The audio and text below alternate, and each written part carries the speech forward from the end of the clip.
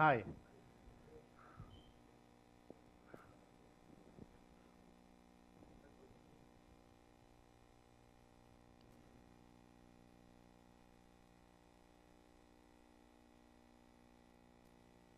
Hello, good evening.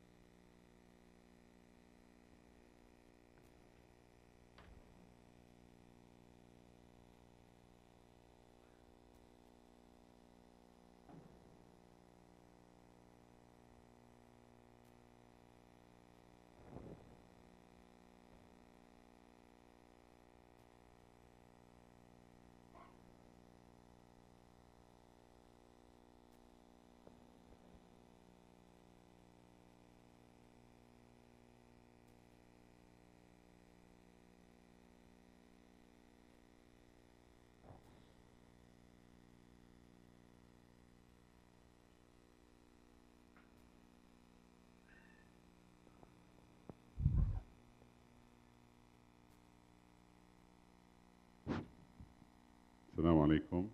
Welcome, everyone.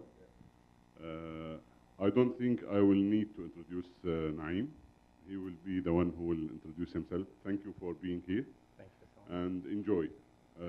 I think you will see something unique today. Thank you very much.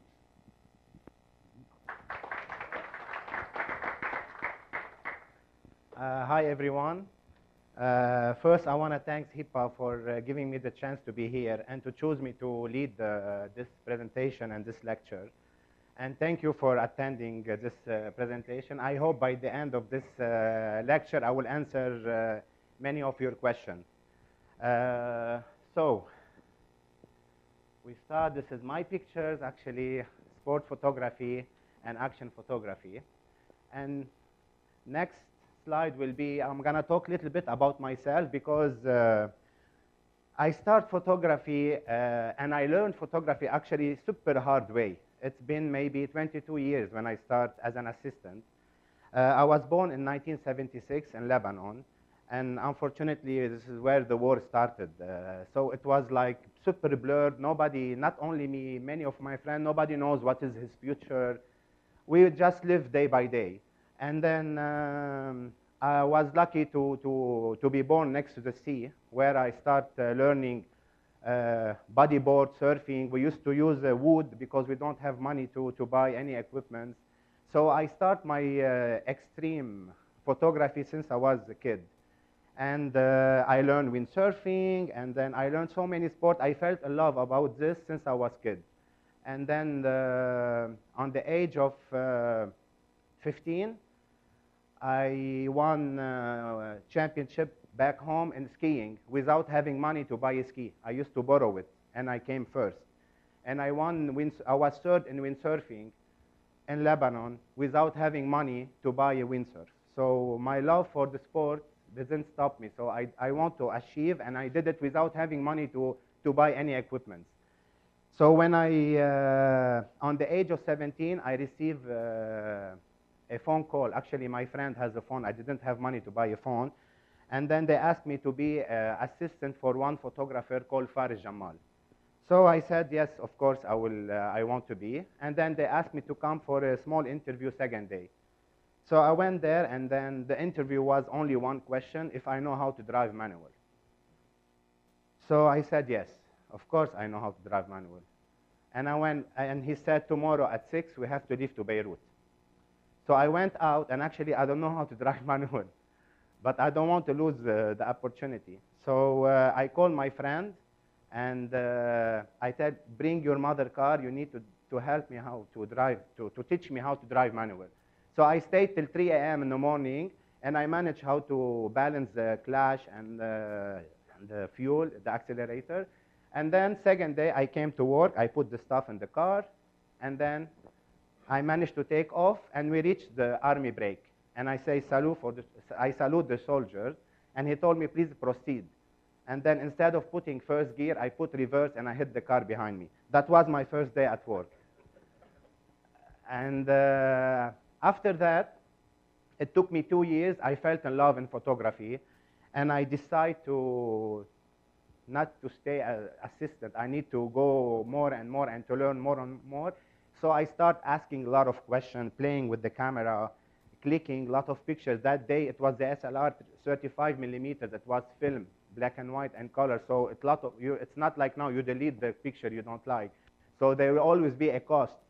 So I just kept playing with the cameras and asking so many questions until he found like potential in me, Faris, and he gave me my first camera, Nikon F3. The F3 is manual camera. There is no autofocus. It's pure manual camera. So I start playing with that camera, and I heard about one contest called Lebanon is a Wonderful Country. So I did my research, and I knew the judges. And I checked about their work, and I saw what kind of photography they like. It's kind of cheating, but I found a way to. And then I went and I did more or less the same style as they like. And I came first, actually. There were, I don't know how many thousand photographers. So I came first. It was my first prize. So, after that, I was invited to my friend's place. Back in the days, there were no like internet like now. So my friend, he's very wealthy, and he has like internet and old computer, IBM, I don't remember. So I saw my first Red Bull video. It was an action advertising, and I said like, wow, I do a lot of sports, and I start doing photography, and I know a little bit about photography. So it's a good combination. Like, I have to give it a try. So I did my research, and I found out that Red Bull in 2002 opened an office in Beirut. So I went there, and I put my number, actually. I didn't have CV. I put my number, and I kept putting my number for 1.5 years. And no one contacted me. And then suddenly I received a phone call from one lady called Dalal. She's handling the communication, and she asked me, I have an event for you. And I didn't sleep for 10 days.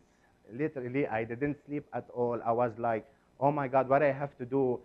I don't know. There is no Google to research, nothing. I just everything in your mind and not sleeping. So, and she told me, you have to come for the meeting. I went there. It was a relay of 4 disciplines. They start like cross-country, ski, then running, downhill, and then uphill and downhill bicycle, and you end up with the kayaking in the sea. So she told me, you have to take care of the running. Because we hired 4 photographers, you will be taking care of the running. So I went there. I asked Faris, I need, this is like a big opportunity. I need equipment. He gave me full support. So I went there, and I started doing some running shots. And they asked me they need 15 good shots only. So I started taking a lot of pictures, and I found out they have more than 30 good shots.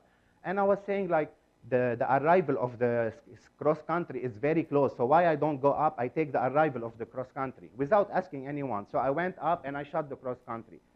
Then I went down again. I reached the start of the bicycle. I asked one guy, can you take me in your car so I can take the bicycle? He said yes. So I start all the way down taking bicycle shot. I end up next to the kayaking, and I was shooting only, again, the kayaking. And then when I delivered the shot, she told me, like, how many of you were shooting? I told her, like, I was alone. But how you managed to shoot all these things? And I told her my story. And the relation started with the Red Bull, only Lebanon. Again, unfortunately, the war started 2006, and she moved to Dubai, and I moved to here. And I was sitting with one of my, I didn't know that she's here, actually. And sitting with my friend, and he received a phone call again. I have, I don't know, luck with the phone call. He received a phone call, and he mentioned the name Dalal. I asked him, who's Dalal? And he said, like, Dalal Harib, she's communication manager in Red Bull UAE. Oh, can you give me her number? And I called her. Ah, you're here? I have a fluk tag. The same story like Lebanon. And then, okay, I will be part of it. So again, 4 photographers. I was doing at the creek, Dubai Creek was the project there, the event. And then I start shooting, and again, I did the same. Left, right, up, down, everyone left. I did the sunset shot for the ramp where they jump with the plane. So I stayed the last one, maybe I left the event. And again, she liked the picture, and I start working here. An all event of Red Bull.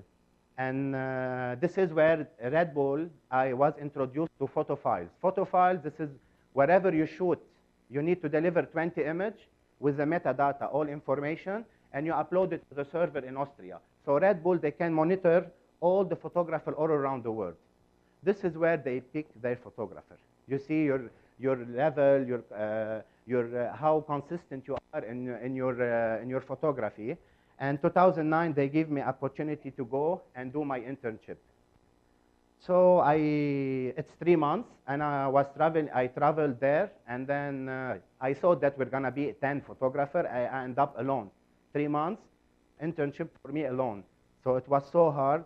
By the way, I learned English here in Dubai. So I'm not, so I went there, I was not that good. I was so worried, like I don't know English very well, and I'm not very good in Photoshop, but they helped me a lot.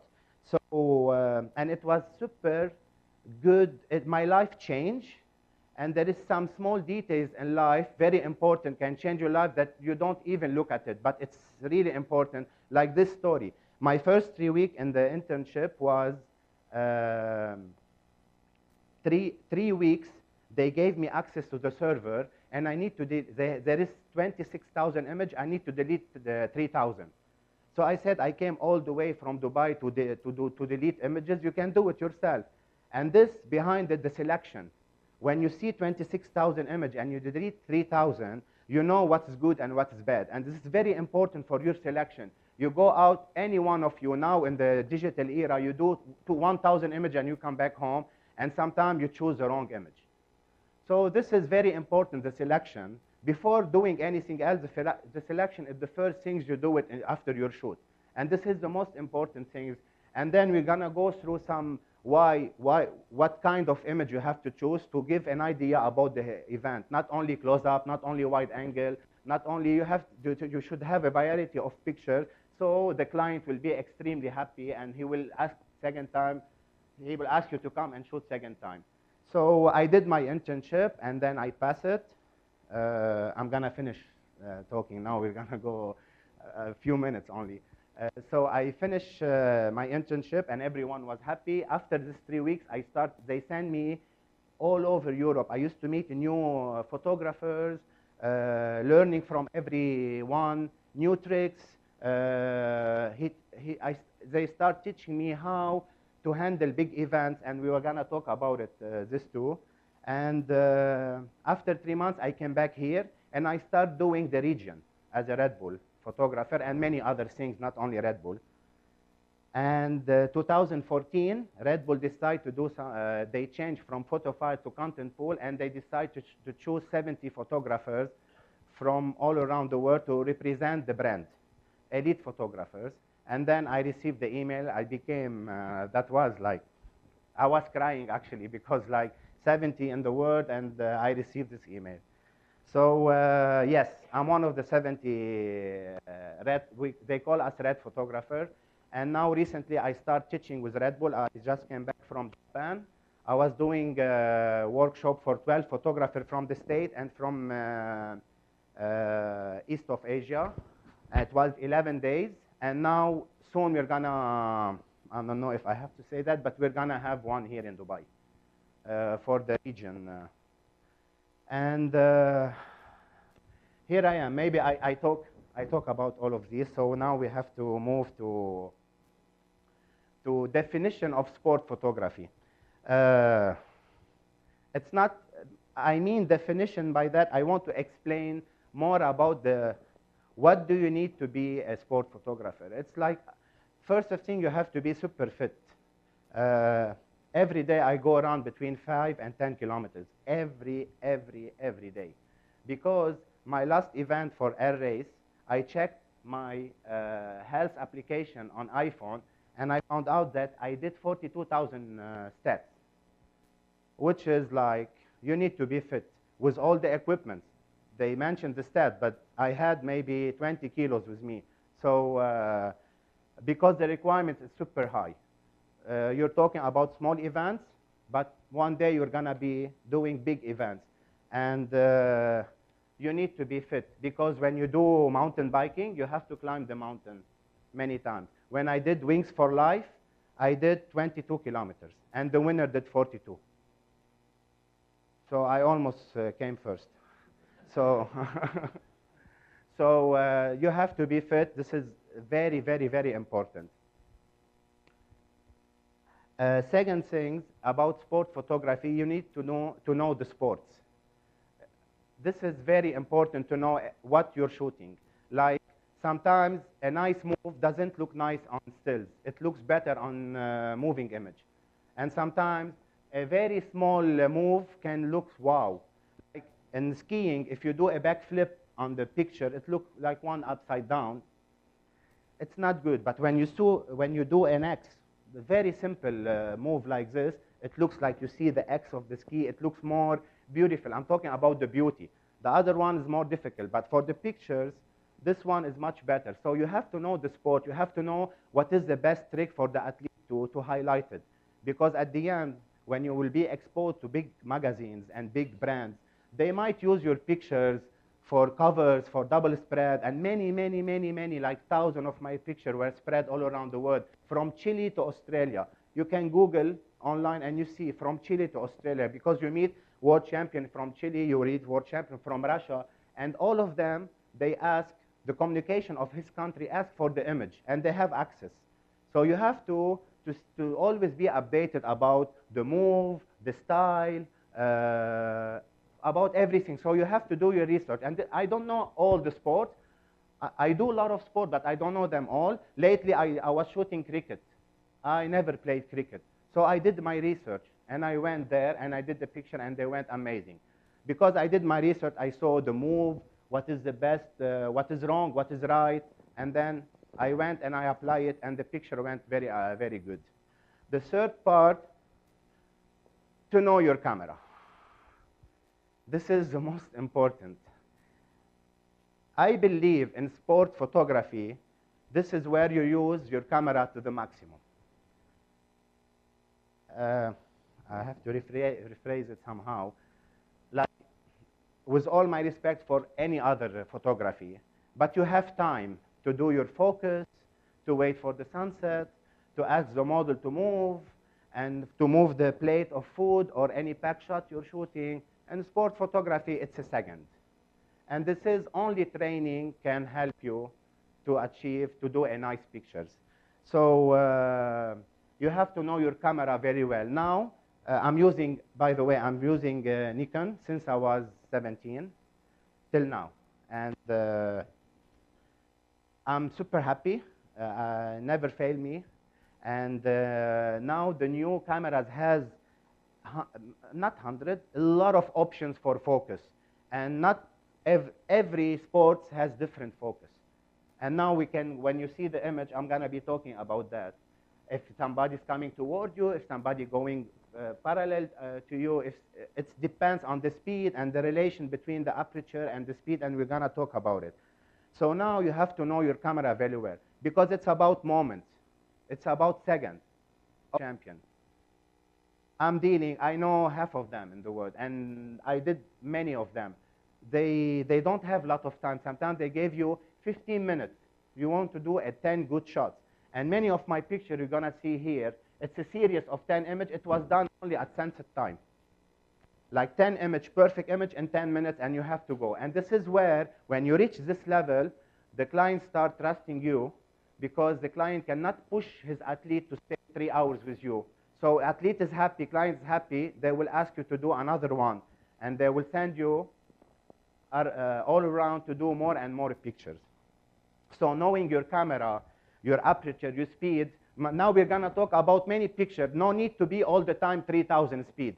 Some of the, and not panning, like 1/30 speed to show everything in motion. You can see everything, but you can keep little bit of motion for the propeller or anything else, and you can see amazing pictures. Let's start. I'm going to start with the most popular sport, which is an Arab world, which is motorsport.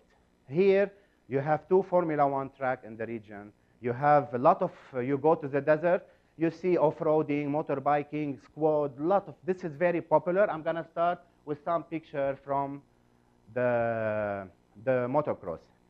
This pictures was shot in Kuwait. I never been in Kuwaiti desert, and I was very disappointed because there is nothing. It's flat, no dunes, and there is nothing, actually. And actually, you barely see sand. I don't know why they call it desert. So when I went there, and then I said, like, oh my God, there is nothing to show. Like, at least the dune. Now you see the image of Dubai desert, and you see the difference. But it's not always on the bright side. You might be sometimes in very bad situation, dust, fog, no background, there is nothing, and then, but you have to deliver. In any condition, you need to deliver.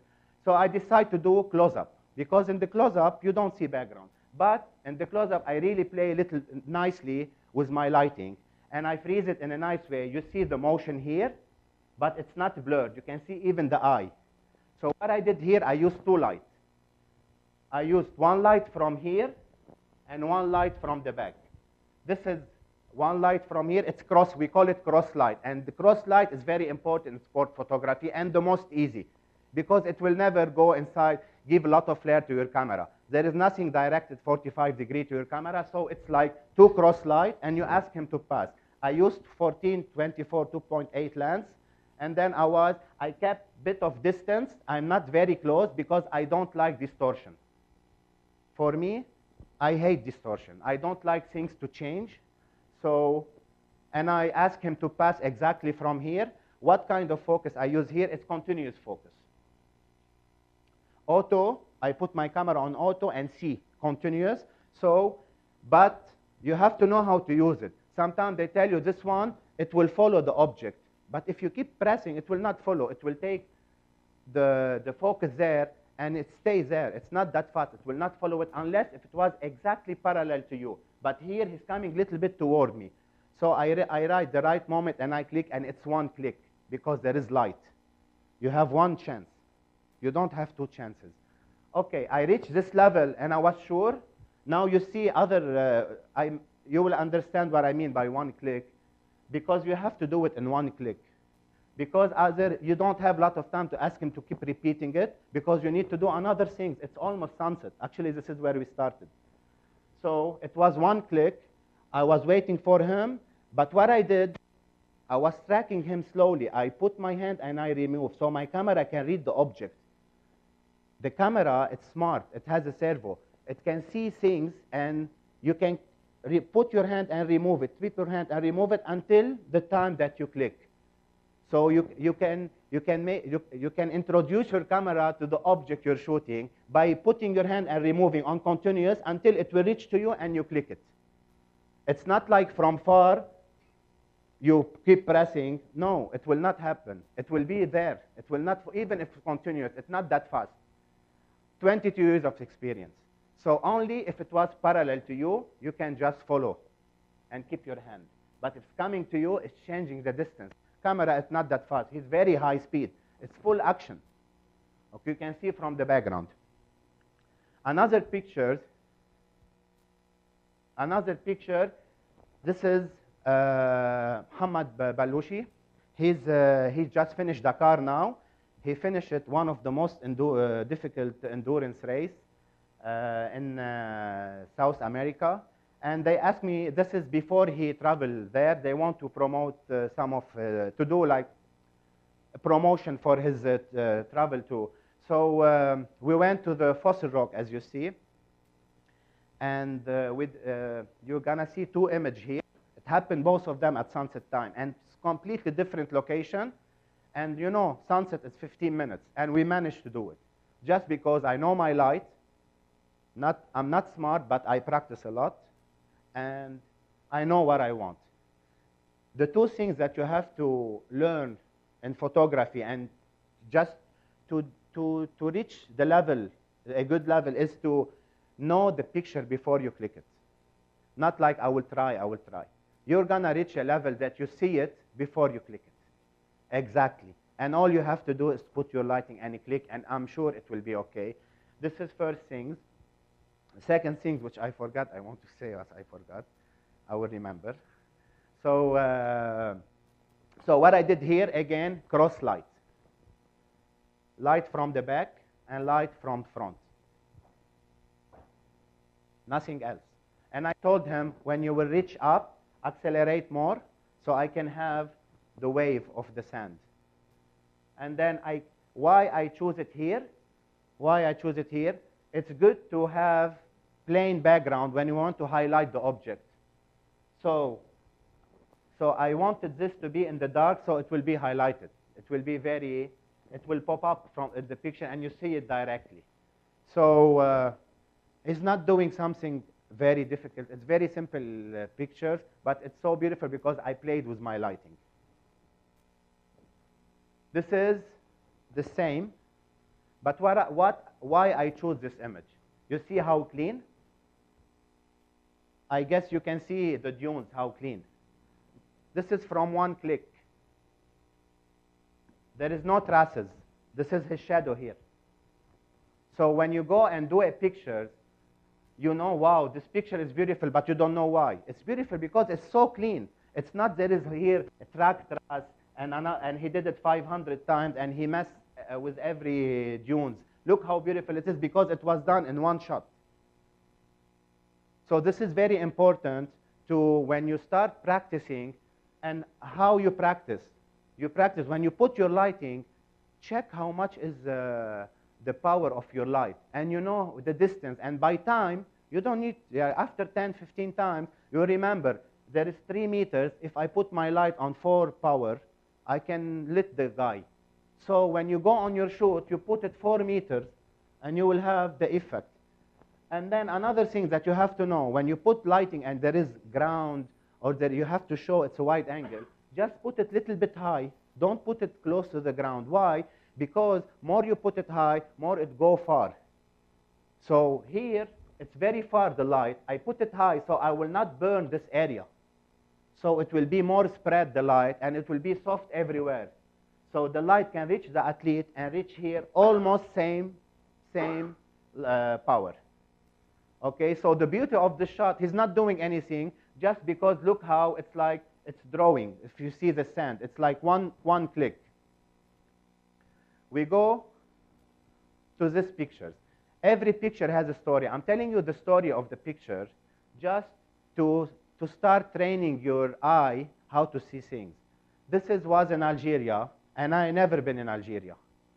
And usually they don't send you 1 week before, because the cost will be very high. They will send you 1 day before the event. So, but I don't lose time. I land, I go straight away to the event. This is what I did all my life. Because when I work, there is no place for fun. So I go straight away and I check the location. We're going to talk later about how to choose the location and everything. So this was shot in in Algeria. I used 200, 400 lens. It was my first time I used it. Nikon gave it to me, actually. And then the result was amazing. It's 200, 400, so you can save a lot of weight. So 2 in 1. So you can go for 200 to 400 in 1 second. Okay, later we're going to talk about what I did to do these pictures. Or I can talk now. We are in the slide. I arrived to the location, and I straight away, what I do, I check the landmarks. So they told me this dome here and the watch of the municipality, and this is more or less the North Africa architectures. So I said, okay, but there will be 35,000 people, and so I cannot go between the people and move. Can you arrange for me forklift? And they did. I told them I need it in the middle of the street, and then I went to the athlete and I told him, it's not something by chance. You have to prepare everything. You have to work on everything. It's like homework. You do it well, you will have very good picture. You don't do it well, you might have 1, 2 good picture, and the rest will be useful, you know. So what I did, I went up. I asked the athlete, he's South African. I told him, when you see me up, just do a nice, don't do a backflip. It will not look nice. Do anything like with full extension, so it will look nice. And then we did this shot. This shot was printed by Nikon to promote 200, 400 lens. So we move to this picture. This picture, actually, there is a funny story behind it. I was shooting for Red Bull, for X-Fighters. And of course, I want to highlight Burj Khalifa because it's a landmark. And you know, Burj Khalifa versus a small dot of bike, it will not show. So, and actually in this event, there is only one angle you can do this, only one. And I found it. And this was printed in Amar. Actually here, one of this building, they have this picture printed. That was World Trade Center, Mustard of Dirt. This is my first job with them. They came all the way from Austria, and they found me online that I do action, so they asked me if I can cover their event. I did it. I chose this picture. There is plenty of image, but I chose one because I love the architectures and I love the colors. So you have to always take advantage what is available in your shoot. The grandstand was very low. You cannot show it. And then I played with the architecture. So this, I was using 200 millimeters, 2.8, and then auto continuous. And again, here it's so easy because it's just jumping in front of me. You just track it very easy. I believe many of you, he knows, he does this. And then little bit of colors. And then here we go. And there is something you should know, that all the picture you see, it's not manipulated. This is only contrast and color. We're not allowed. All your picture you see, it's only level and some contrast. You're not allowed, because every shot you click and you deliver to Austria, you upload it, it has to be with the raw file. Because it's a media material, and then many of the magazines all around the world, they don't publish unless they see the raw file. Because even you're not allowed, if there is here like fly or I don't know what here, and you want to remove it, you're not allowed.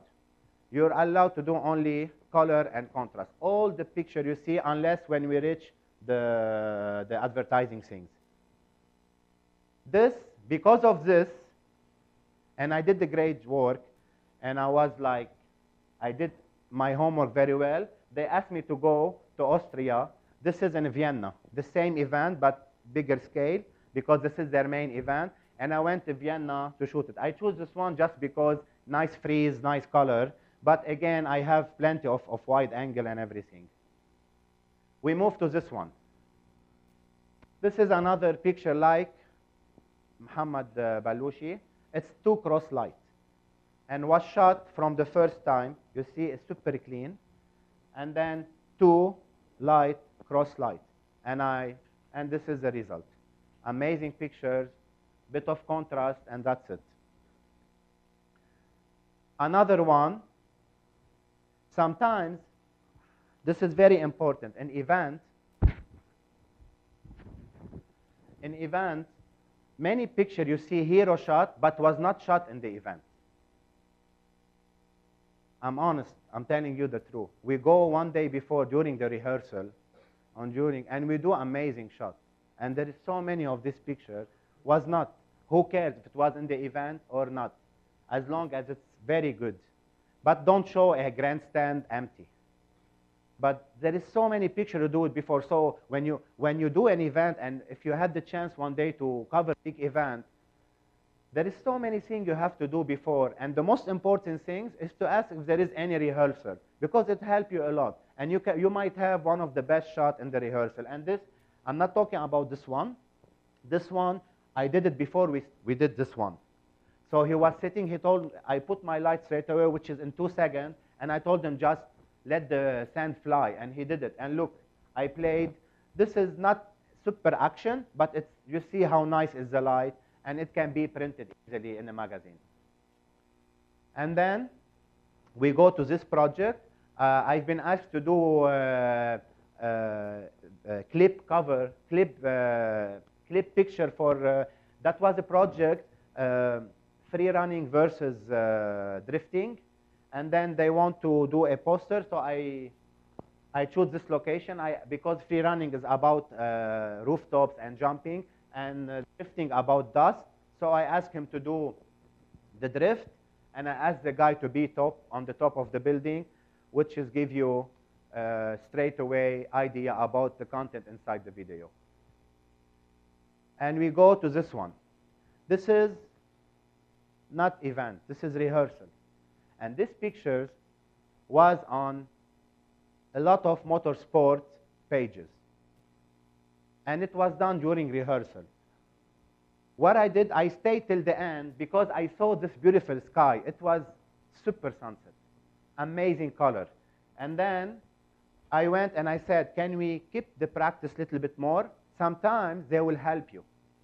And then there were like chance to keep him doing his Abdou Fghali, his very famous drifter, one of the best. And then this one, I was so lucky. There is luck. Usually, I was shooting him for 7 years. I never saw his car putting fire outside. Never in all my life. Smoke, but I never in fire. But that day, by chance, we got this with the sunset up. What I did, little bit of contrast, so this grandstand became dark. Sorry?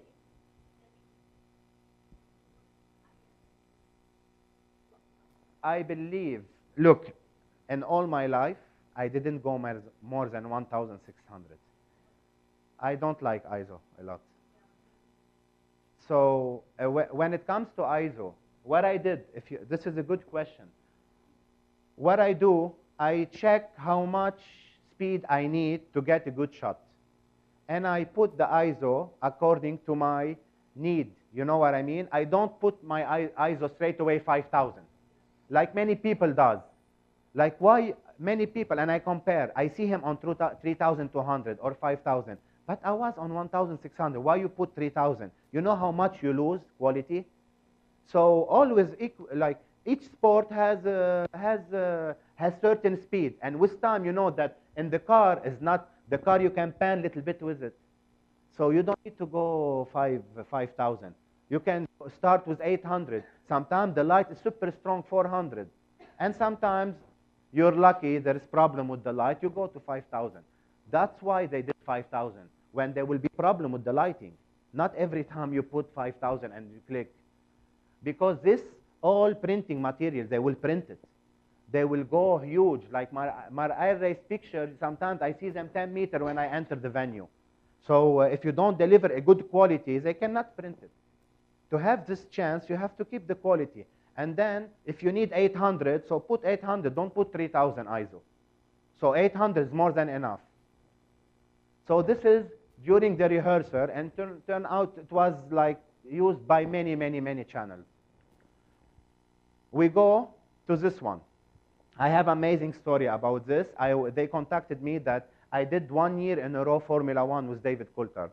We were going in a region where they don't have track.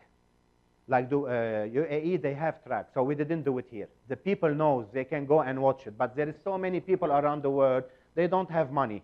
So they will do the event for an experience. So people come and see the sound, the speed, and then we do a special shoot before to highlight every country. So this was in Lebanon. And they told me we're gonna shoot in the cedar, which is here. This is the forest here, cedar forest. And then 2 months before the event, I told them, my reply was, I still have the email. I said, no, you have to add 1.5 more hours because we need to go on the top of the mountain. This time of the year, we will have a cloud. They said, and maybe, and if not, I said, you have to do it. We can be there and make sure to have 1.5 hours more. If the cloud will not show up, we will come back. And then we went up, and the cloud came. I decide this 2 months before the pictures. So if you know the region, like here in Dubai, if you want to do a shoot, I'm planning to do a shoot on the rooftop. I'm waiting for the fog season because I know the place. So imagine a sailor on the top of the building. I'm telling you what might be the shoot. So sailing on the top of the building with the smoke, with the cloud under you. So you can do your things ahead when you start knowing weather. So everything, all the elements are involved. So here I know the weather. This is starting of the autumn season, so the cloud will come. So here we go. So Formula One with the cloud under. I use one flash here because just to make sure that I have, it's not super dark here. I put my flash, if you see behind this, there is a rock here. So my flash is here. And I asked him not to go on super high speed. Actually, he cannot go. That was not even medium, very less, like very slow. But it will show, it's about to show the country more the technique of the car. No safety. I didn't know that they want to go with that speed. And that was the scariest moment of my life because the driver went crazy. And then he just accelerate, and we reached 220 speed in a Raptor with no protection, and the back door is open. So I was trying just surviving mode, and I kept clicking. I did more than 200 pictures. This is the only shot I got good from this. But I'm so glad. It took me half an hour, and then I became okay again. So this was, and then we moved to another location. So sometimes if it's hazy, it's not always, it has to be blue sky and cloud. It's, you know, you can look, it's super hazy, but the haze here is so beautiful. It looks like Mars or any planet. And then the car will stand out more. You see the colors, it's super nice. And again, this picture was used on many channels. Okay, here I use like normal lens, not very high speed because they can go maximum to 120 on this road. So maybe, I believe 400, not more, 500. So you don't need more. And little bit of panning, but it will not help here. So not very high speed, a normal 24-70 lens, and then you take your pictures. This one, they almost canceled the event, and then Coulthard decided to perform under the rain because people stayed, actually. There were more than 40,000, 50,000. They stayed under the rain for 2 hours. So he said, I don't want to, I really want to do it. These people are very loyal, so I need to go out. So I waited for him when he went out, and I used my telezoom because I know that the water will go out. And then, as you see, full of people. It's emotional more than, it's not action more, but it's like more emotional if you know the story behind it. We moved to this event. This is the preparation of this. Okay, I don't want to show, there were a lot of drifting here. Red Bull put the car on the helipad of Burj Al Arab, and there were a lot of drifting and smoke, and it's amazing action. But I want to show you sometimes the preparation, it's important too. Not sometimes, all the time the preparation is super important. So my taxi that day was the helicopter. They were taking me to skydive Dubai and back to the helipad. So when I was on the helipad, I told them like, but it's good to show how the car is moving. How do you gonna bring the car here? Because people will see only the car drifting on the top. Everyone will ask how they managed to put it up. So what we did, I asked them to take me by helicopter to the skydive. I did this, and then bring me back to Burj Al Arab to do the action. And at the same time, I want to show Burj Al Arab with, if I shoot only one, it's gonna be a small dot. So I decided to do a nice sequence so people understand that the chopper came from here with the car all the way, put the car and left. And they did the same when they remove it. So I put one camera on the top of Jumeirah Beach Hotel. It does every second, like a time lapse. So this camera, it's working on its own. And I did the preparation and how the car was lifted. And then I was here taking the action shot. So I covered the whole event alone. And they have multiple angles and multiple choices. We go to this one. Okay, so many stories about this one. That was super strong sandstorm. And this my first ever Red Bull air race versus experienced photographer who has big lenses. I have here only 200 millimeters. I didn't have. Some sports need, don't be sad if you go to sports events and you don't get a nice shot. Sometimes only the lens is missing, not your skills. Because in sport photography, in motors, you are far from the action, so you need a long lens. If you don't have it, don't be sad and don't be like disappointed. Because it's not you, it's because you don't have the right equipment. And this was super strong sandstorm. We woke up, actually, I didn't know that it was the curtain or the outside. It was so white. And they almost canceled the event, and I have only 200. But I want to highlight my picture. I want to my pictures to be seen by them. So I decide to shoot opposite. Instead of going down, I went up, and I shoot toward down, so you don't see sky and haze. And this is what I did. That was my first air race, and since then, they work with me. And you will see now series of air race because it's one of the most difficult sports. 420 kilometers per hour can go. So it's so hard even to use big lenses. You need to train your eye and how to track because 1 millimeter here can be 3 kilometers in the background. So if you move 1 millimeter with the plane, you might lose it. And it's so hard again to find it. So you track it all the way to get the best shot. Now we will talk about it. We have more images coming. So this, I did another sequence. I put my camera and on the tripod. It's a very easy technique, super easy. You put camera on tripod, this is the easiest way. You can do it on hand, but it's so difficult to stitch it. So you put it on and you keep clicking. And then you layer it, next one after one. But when you don't, it's good to choose a nice things to do it. It doesn't work in any sport. It has to be a nice sequence. So this one, no one did it before. Like full track, they do sometimes only this part. But no one did it all. So I said, this will be the highlight of the event. And I did it, and it was on the landing page. And then this is another action shot. That was an advertising for Ferrari World. And we will talk about advertising later, but just to show you the pictures. And we go to this picture. This picture was shot 4 years ago. Now you see a lot of this above Ferrari World. When this happened, there were no one did it before. But this is I saw it during rehearsal. I was here. And I decide, because I did the rehearsal, and I stayed 3 hours waiting for the rehearsal, and I saw this, I came all the way, and I said, I have to be at the end when they finish this snake formation, I will take it. And I took it, and it was spread everywhere, just about the air race and everything. So we move now to the close-up. This is what's shot by 600 millimeters. And this is what I wanted to tell you. If you have 200, don't be disappointed, because it's hard. This is like a kilometer sometimes away from you. If you don't know how to, if you don't have the right gear and a camera with minimum.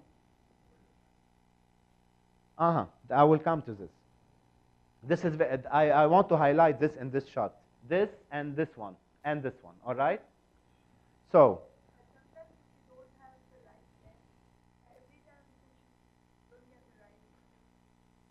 yeah, in this sport, I cannot help you. Look, in this sport, you can do 3-4 angle with 200 and with normal lens, but you don't see inside. You cannot be inside the action. You can be inside the action when you see a close-up. You see the propeller and you see the athlete, how he's inside. You cannot get it. And when you zoom, I don't like to zoom. Sometimes I zoom a little bit, but when you zoom too much, you lose quality. You won't get this look and feel. Never. So this was shot with 600 millimeters. The aperture.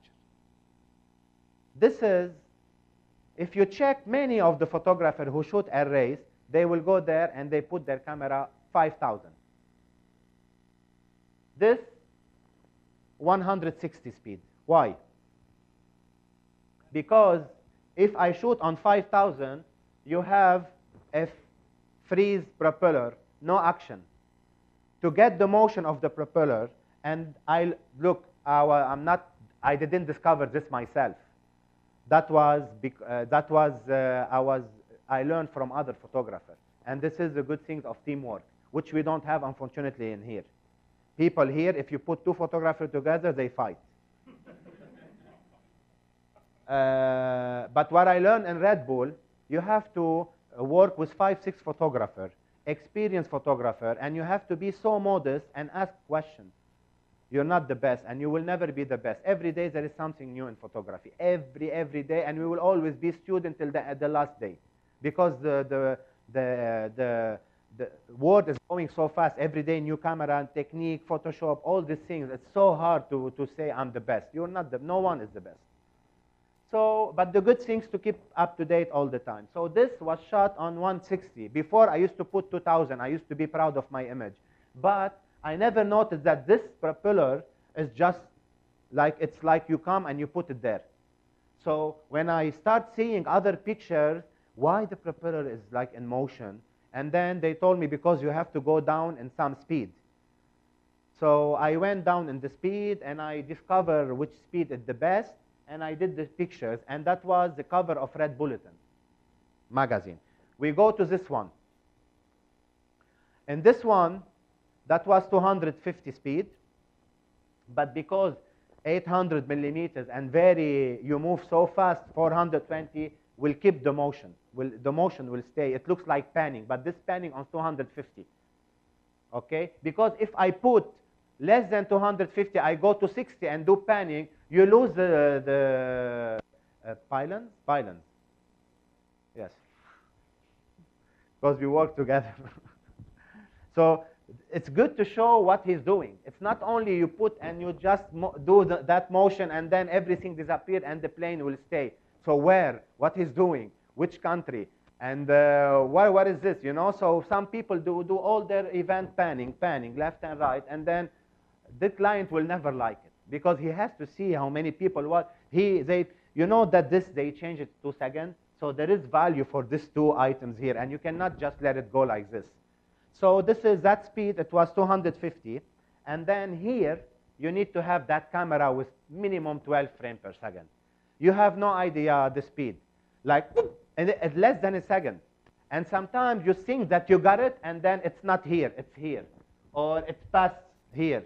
So the camera, the equipment here is very important. So if you don't get this, I don't give too much credit for myself. I give credit, half of my credit goes to my equipment. And never be disappointed, because here is the equipment 50%. If you don't have that lens, you will never get this shot. And it goes to the same one, this one over 26. Again, if you see the high res, you can really go see. This is one of the most difficult panning you can use. Things coming in front of you. It's so easy. Just put your camera on continuous and then all the way. And from far, you can track it slowly. Keep the camera servo working. Oh, this object I have to focus on. Put it in the middle. And then with time, you will learn when to click. So, and you do your 12 frames per second, and you will have these pictures. And then the movement you will learn. This I cannot teach you about it. This with training, you will know. You cannot just do like this. You might miss it. So with time, you know how much speed you have to move left and right. And then with practice, you can reach this. This is 800 millimeters, 4.5 Nikon. This, not only close-up. This, I had the idea, I was on the rooftop. That was shot from the rooftop. My colleague Najib, we used to go up together.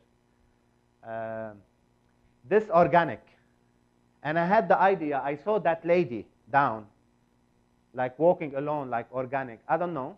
And then the message came like, it's super clean, and one lady down, and organic plane. So it's little bit organic. It's super clean. If you look at it, the colors. So I saw it. I put my lens. This is 600 millimeters, and I did the pictures.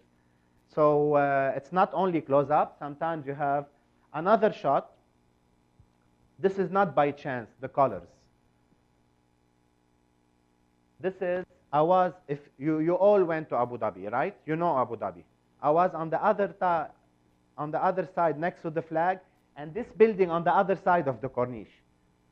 And then when I was checking the location, and I saw the plane, because I know the pilots, all of them, I found out that this colors, it's very similar, very nice, will fit the plane.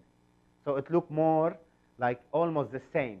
So if you see, I play a lot about my architecture. I don't play too much, make it like this, like that. It's super straight, even with 800 millimeters. So, and then here, every time you go shoot, you have to keep always show the landmarks, the location. So Abu Dhabi and Dubai and UAE is famous by big buildings and architecture. So if I do too much panning, so you will lose. You will not understand what is this building, and those squares play a big role to make this picture look so nice. So this is, this with practice, you start seeing like a nice compositions and play with it. We go another pictures. This is Etihad Towers with the plane. This is from the backside. You see the smoke as a foreground. This it was more high speed because it's so hard to track like this. It's so hard to do panning like this. Actually, it never worked. It's maybe 1 in a million times. So, so this, I believe I was 1,200 speed because it's so hard to shoot, to pan like this, especially with the lens, those 20 kgs. So it's so hard. So but I love the composition. The smoke, it's a bit aggressive, and then you see Etihad Towers in the background. It's 800 millimeters. That's why it's too much compressed. You don't see space. And then this is tips and tricks that we need to go. The first one is show motion by using panning technique. Motorsport is the ideal sport to use this technique. We already talked about it, about the panning. So motorsport can help you a lot to pan, but don't exaggerate. It's good to do one picture with too much motion that you don't understand. If there is line, colors, if you do that motion, it's good. But don't exaggerate. And it's good to show it in the sport. So you always have to do one medium panning, one very extreme panning, and then a normal shot. It depends on what you are shooting. Select the perfect location, do your own recce, and check the light, architecture, exit, and elevation in your area. This preparation will help you to organize your shoot and get the best angles. This is what I do in all my events.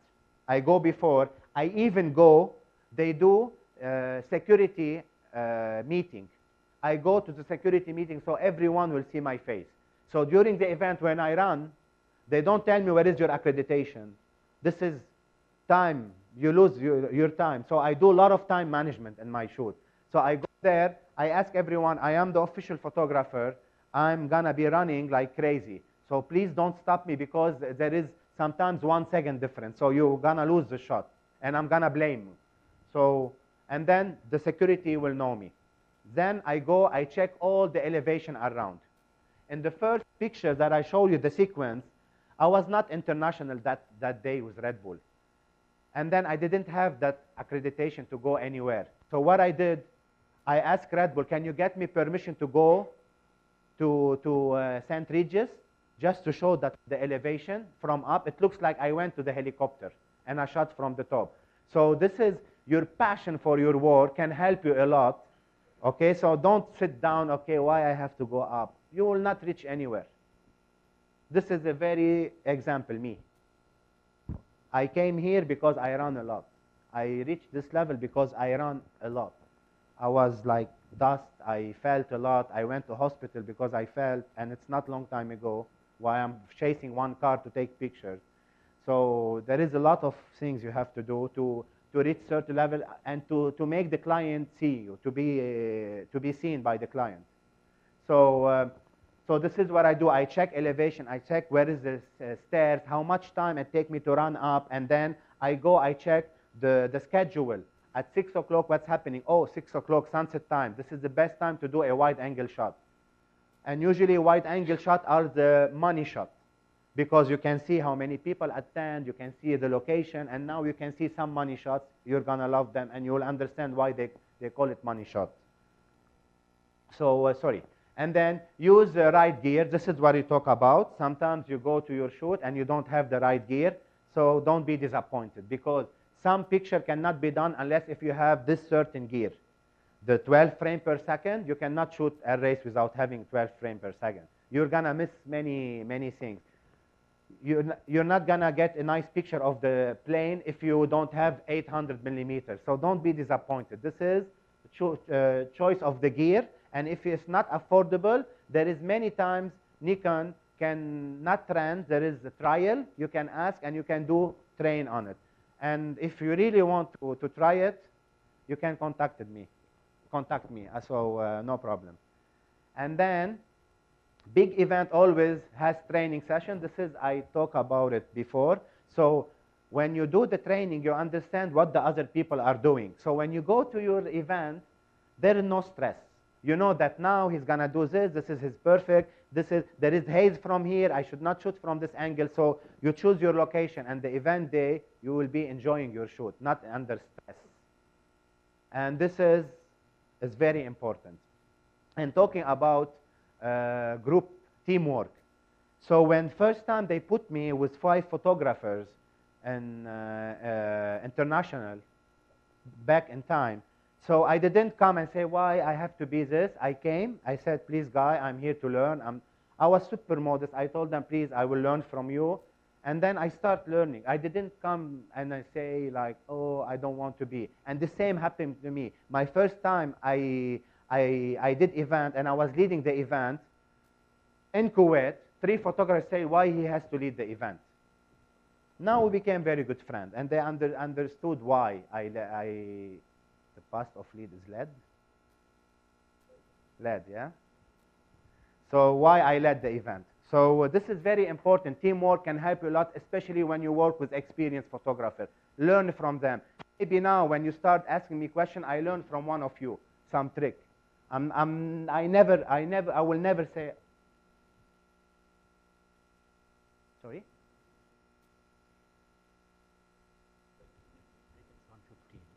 Break? You need break? So.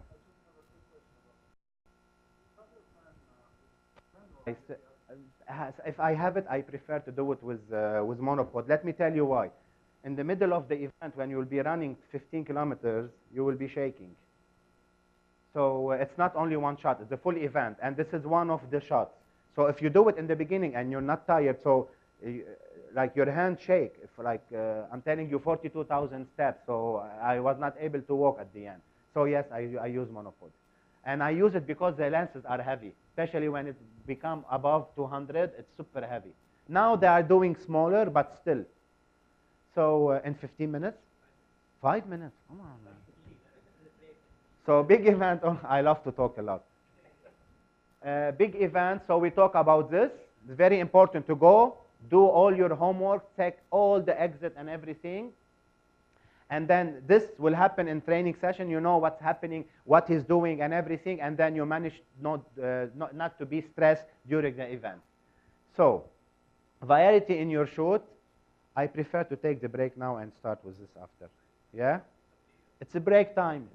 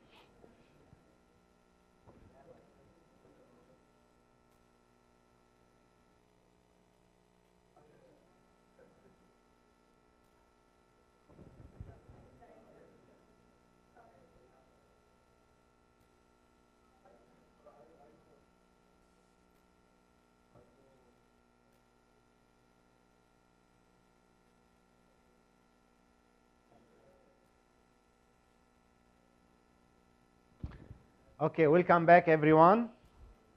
We're gonna continue with variety in your shoots.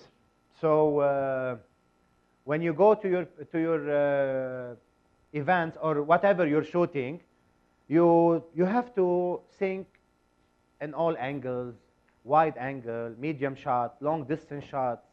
What I meant from the long distance shot, like from far and when you zoom, or wide angle shot. So clients, when you send your images, he will see like, wow, I have this, I have this. You have plenty of choices to do double spread, to do vertical, to do horizontal. So the client, once the client is happy, everyone will be happy.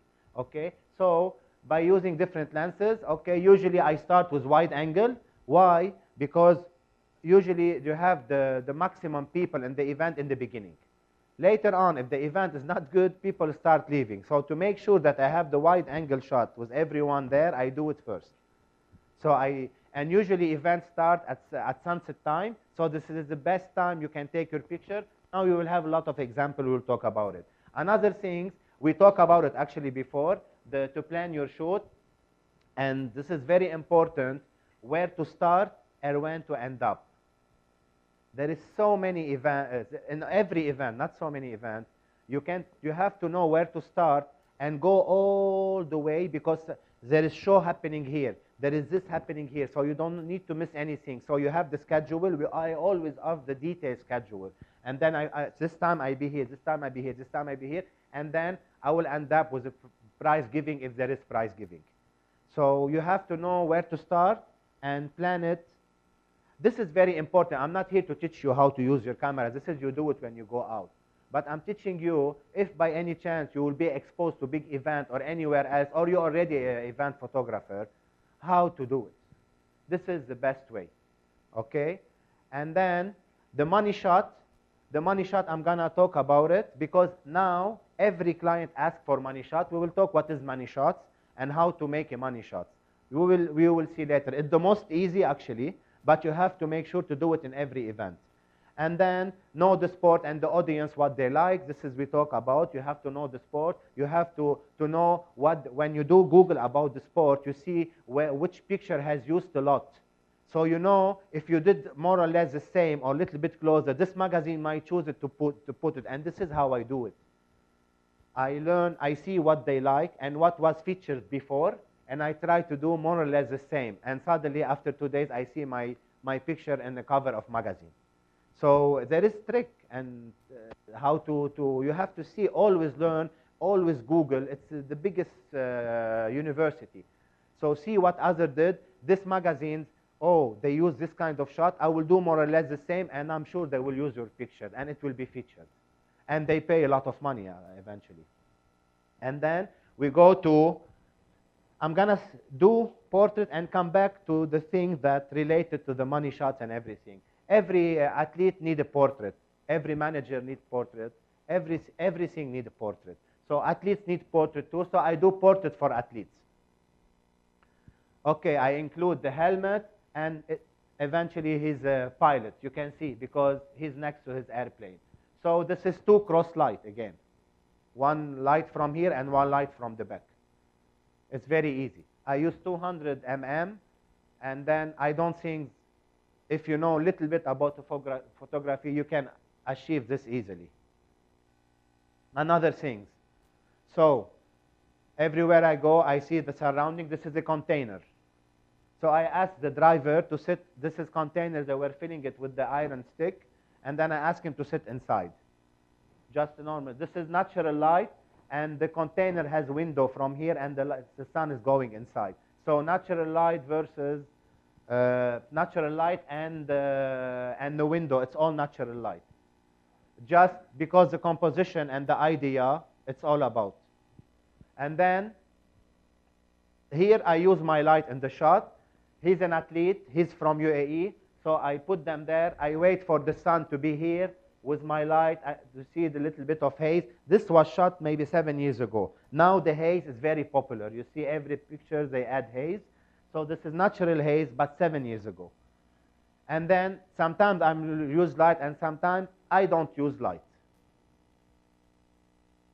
because you have amazing sky. Silhouette is one of the key image, and many people like it. So, but you have to show the profile. It's the best position for the silhouette. I asked him to stand here, amazing sky, and then we did the picture. It's the most easy picture and one of the most beautiful.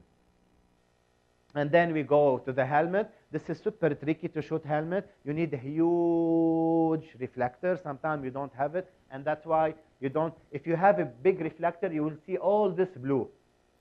Because the reflection, everything has reflection, you can lit it with reflection. So, but the problem that if it was like this, you need 5 times bigger reflector to lit it properly. 5 times bigger, like cars. Put small flash, you have a dot. Put 5-meter flash, you have a line. So this is, you apply it on everything with reflection. It's work 45 degrees. So you know, you understand reflection, you can shoot cars till the small cup. So this is 2 light, 2 reflectors, one from the back, one from front. Another one, it's just normal. Sometimes you don't need to show his face. You see that when you look at this picture, you understand that he was doing a very tough training, and then nice colors. And you go, this was shot in Autodrome. He's a Prince and a Red Bull athlete. And then they asked me to do his picture. So I put the helmet here. You see the truck here, and then you can understand he's a driver. And then this was 1 light from here. Only 1 light from here. We're not going to talk about the speed, because once you use light, the camera cannot go more than 250. So if you go above 250, you have black in your pictures, because the shutter speed will be faster than the light. So that's why you will have a black. So here we're not going to talk about. All you have to do is to measure your camera according to the light, and you will have amazing pictures. And then this portrait. This guy, you remember the Fossil Rock pictures? This is the guy. He was in Dakar. So I had the idea to draw Dakar on his face. So we did the map on his face. It's Photoshop. This is Photoshop. But the idea behind it. So I did a portrait, and he was there. So I want to do like a gift for him. So I did. It's a lot of work to know where to put it, not to hide something. And it has to be certain ones to do it. And then you will reach this level, this portrait, and then they print it. And another portrait for an athlete. You see, I put light from left and right, and 1 light from front. And then you will have. So this athlete, all of them require portrait. So it's additional work, actually. This is basketball player. This is free runner. And then free runner that they use a lot. You see them full of dust. So I wanted to use the sand so to show, because they're always full of sand and dust after every session. This is a kite surfer. 1 light from here. If you see from here, it hit a little bit. And again, high, so I don't burn this area. And then 1 light from the back, you see here, to lit the kite, because it's transparent. The best is to lit it from the back. Everything transparent, you lit it from the back. Water, you lit it from the back. You don't lit it from front. And then she's a CrossFit athlete. You see, I choose this. I put filters, blue, and then I put orange on my camera so I can make her skin stay the same. This shoot for Nike, portrait, just cross light. This is not a portrait, but this is a beautiful shot. We were shooting, you see just the contradiction in the shot. This is the beauty of the pictures. And this one. So it's very simple, no light, nothing. 200 millimeters, and then I asked him to stand in the front, so you see the 2 helmets, one from the Roman era, and then the recent And then this pictures, it was super foggy, and then my truck was here. He was running, I was in my truck on the bicycle track. So I was in my trunk sitting back, and he was in front of me, and I asked my assistant to hold light. So we were in action, but same speed. So it's the best way to take picture and to focus properly. So that was in Al Qudra, and this is the pictures. And now we're gonna talk about, we finished from portrait. Portrait is super easy. So it's about how to communicate with the athlete. So if you communicate and you take the best expression and you know how to use your light, you will manage to have amazing portrait. So communication is very important with portraits. I did portrait for very important people. And the best I found that, of course, to know your lighting and your camera, and then the other things to make people relax, to build like a trust between each other, so you communicate before, and then he will feel more comfortable. You can ask him to smile, he will. But don't make him stress, because important is to build a nice relationship with him, and you can get the best portrait. So let's start with the general. No light. Some people ask me why I didn't use light. Why I have to use light? Actually, it's very long, and even if I put my light, you will not know who is he. I prefer to have it clean. That was a good question, and the answer, sometimes you don't need lighting. It's not all the time you need to add light. I was walking there, and I saw it. I asked him, can you, actually from here you can come all the way, turn, go inside. But the lens, it showed like there is nothing in the back. No, they were like a hill. You can just go. And this is more than 7 meters, actually. So there is enough room for him to turn and go down. But I like the shape. I saw it. He didn't go there. He was extremely on the other side. But I saw it. I reached up before him. And I was waiting there until they come. I did this one, and I did the silhouette when he was holding. This is the same guy. This is the guy holding the bicycle with the silhouette, the portrait, I put it, and he's the same guy. René, he's a 3-time world champion in downhill. So I asked him, can you just make a turn and enter in this one? And then because I love the shape, it looks like an elephant. So yes, and we took it. I have another one, I didn't put it. There is another predator against it like this, but I didn't put it in the presentation. I saw it when I retouched it.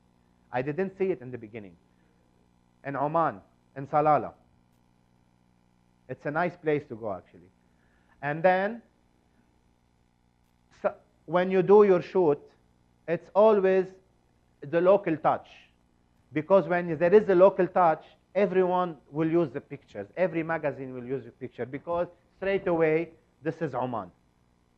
From the kids, from what they put on the head and everything. So the local touch, very important. That was a downhill on a stairs. It's an amazing event. And people from Wakan village are sitting all the way down. So I choose a location where more of them there, and I put my lighting behind this. And they were going down, and I took this picture. Another one, during the event, they were going down, and then the local touch is very important, because when you do this, many people will be asking for the shot, to print it, to use it, and to do their article.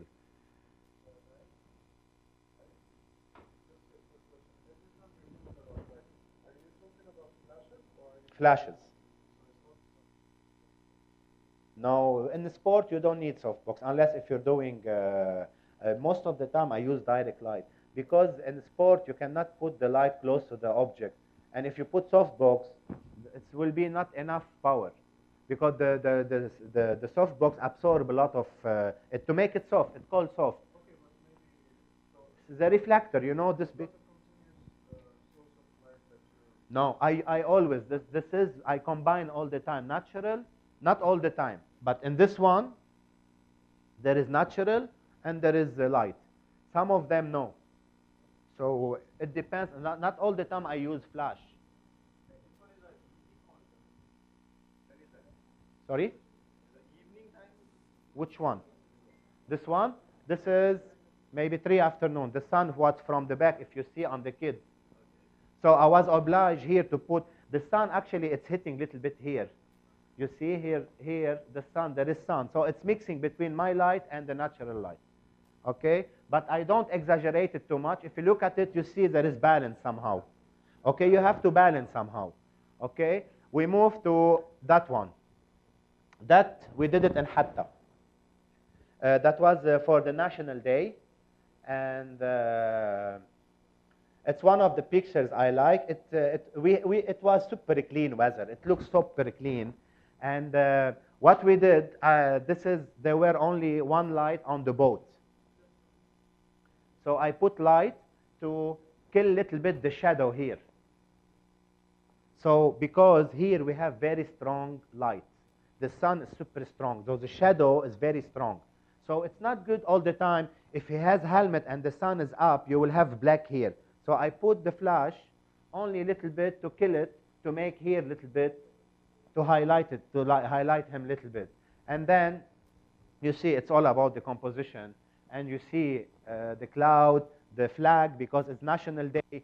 So we make sure that the flag is flying. So it was so hard. Because sometimes there is no wind, and then when he jumps, and the flag is not flying. So actually, we retouch it at the end. This is only the flag is retouched. Sometimes we are obliged, because otherwise we could have stayed 1 week to synchronize it properly. So here, yeah, true. Sometimes they wait 2 months in National Geographic for the lion to eat, or so 1 week is not a big problem. Okay, same project, another angle, another move. So in like, if he did the backflip, it will be much more difficult. But grab, it gives better shape. So this is what you have to know about the sport. Like sometimes a small trick can be much better in pictures than a most difficult trick. And we go for these pictures. Many people ask me, oh, how? Of course, there is Photoshop. There is zero Photoshop here. And how this happened, it's very easy. Every time I shoot athlete, I always tell him, go make one run. I want to see the light on you. And that was in Abu Dhabi cable park. It's artificial cables. They will tow you, and there is obstacles and stuff. So when he was doing his run, I was watching him to see the lighting, and then suddenly he reached this area and he jumped just to warm up. Once he jumped and the sun hit the water. Actually, this is trees. All this black here are trees, but the sun is behind them. The sun, it's toward the sunset. So the trees are here, and the sun is here. So here is black because shadow. So when he jumped, the sun hit him. So I told him, can you repeat it? And I used very long lens. And he repeated, and it ended up having this like painting. But this is zero. We call it backlit. That means the light is coming from the back. But you don't see it unless if he will jump. And I asked him to do it, and I was lucky, and I saw it. The good thing, I was lucky, and the good thing that I saw it. And then we go to this one. That was an advertising, actually, for Adventure HQ. So I was on the boat with lighting, and I asked him just to paddle in front of me. And we did these pictures. So I have light from here, this highlight from the sun, and this light from here from me. From this side, my assistant one on the boat holding the light. Okay, another advantage I have in my life that many of my friends does a lot of extreme sport, and this helped me to practice a lot. He's a very good friend of mine that was shot 2 weeks ago. So we do a lot of sports. He's another friend. So this little black here, I want to tell you, this is when you push the capacity. When you put the capacity, straight away you will have halo around the object. This is not retouched. I have the raw files of it. But unfortunately, I was not able to retouch it again, the short of time. I will do it another time. So sometimes don't play too much with the capacity because it will screw all your pictures. And this here, you see black here. This is zero retouching. That's because I push my capacity. So this another friend, and then there is not any landmark here. So I was working for half an hour to manage to ask him to do a loop here. This is the back. This is a mega loop. This is a friend, and I'm lucky to be friends with him. I can practice my sport photography. Another one, when we go out, this is in an island. When we go out, I always have my camera. And why I put these pictures? Because these pictures, the tourism authority in Oman bought it. What I want to tell you, like, if you really like photography, first of all, you can practice a lot, and you have a chance to shoot, and then many people will buy your pictures. And this is one example. It was on Dubai Metro, and it's all everywhere in Oman to promote the tourism. So this is another advantage, to keep your camera and to have a friend who does a lot of sport. This is another picture. This is on an island too. So he's another friend doing sport. I saw this 1 year before I did this one, but there were no one kiting. So I asked him when we go there at sunset time, because I saw the sun coming. This is 200 millimeters. And then I use these pictures. Why everything black and this is lit? The advantage of kiting that it's transparent, so it will be backlit from the back. So this is a good thing. So everything is silhouette. You see how many birds, and then it's very good pictures. We go for this. When you have no option, you have to always find a solution.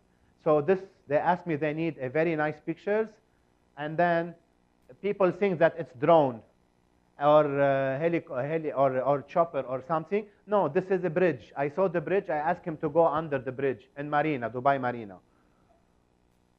So if I will not tell you, you will never know. So this is a bridge. After the first bridge of the Marina, there is between the bridges like space. So I asked him to pass. And then you have amazing pictures, and nobody knows if it was heli or drone or. So another picture, this is, I play a lot with my lighting. Sometimes the area next to you is not very beautiful. So I put very strong light. I made everything black. So direct spotlight on him, very strong. So it hit the light from here. It hit this area and make everything black. So you have amazing pictures. So everything is very clear, actually, and beautiful. Another pictures, like, you don't need all the time amazing background. If you know the lighting very well, you can just do amazing shot. This was double spread in Red Bulletin magazine. And it's very simple, but there is, you know, B-boys has characters, so you have to work on the expression, not only in the move. So you see his look and everything, they're always like serious. And another one, there is another amazing story behind this one. When I knew about Red Bull, I started checking all the pictures and everything, because before I became international with them. One of the pictures came to my mind, one guy standing more or less like this one, but you can see that his hand is wrong. So I was asking, like, how they shot it.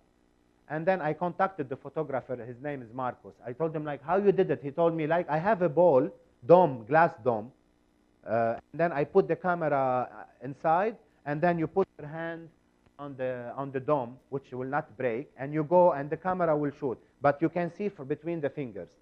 So I said, but it looks distorted, and the hand very long. And I was thinking, how can I do it my way? That was very long time ago. So I went, and I asked the guy who sell mirrors and glass and this. I told him there is something you can jump on it without breaking. He said, yes, this glass is very expensive. I thought, I don't care. I will have it for my portfolio. And then actually they pay for it. I didn't pay because he's a world champion in parkour. His name is Jason Paul. He's a German athlete. So I said, okay, I put the glass. And I did the test. I made someone stand, and I shot him, but it's full of reflection. Oh, it will not work. It's full of reflection. I have to find solution for that. Because I work in shadow with professional photographers here, they taught me a lot of things. They taught me I stayed hours with Joe Sassin, photographer, hours and hours and hours he taught me a lot of things about how the light travel. Because the light travel, it hits something, goes somewhere else, the reflection, how it works. And then because of this training, hours and hours, till 4, 6 a.m. sometimes in the morning with him, I knew that if I made a black cloth around, I will be in the dark. And the reflection will not see me.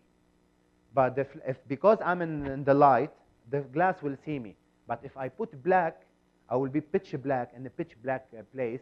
The reflection will not see me. And then what I did, because of this experience, I put around the big piece of glass, I put black around. So when I sit under it, so there is no reflection. And then I ask him to just do stuff on the glass, and we end up having this picture. No distortion, and perfect. Another picture in Bastakia. That's very simple. Just you have to think about the composition. This is very important. And we were so lucky that there is pigeon on the top, on the left, if you notice. And the pigeon stayed. We did not only action, I asked him to pose, because usually parkour, they are all the time on the top. Usually when I shoot parkour, I don't use flash. It's so hard to freeze the body. I don't use flash in the daytime, unless if it was like not very high speed. But the body, when you do for front loop or back loop to put flash, it will be all motion, because the daylight is much more faster, and then the camera can read the object faster than the light, and then you will see motion. The edge is all in motion. So usually it's not recommended. Now the new light, you can go higher in the speed, but it's super expensive and it's not yet in the market. It's coming.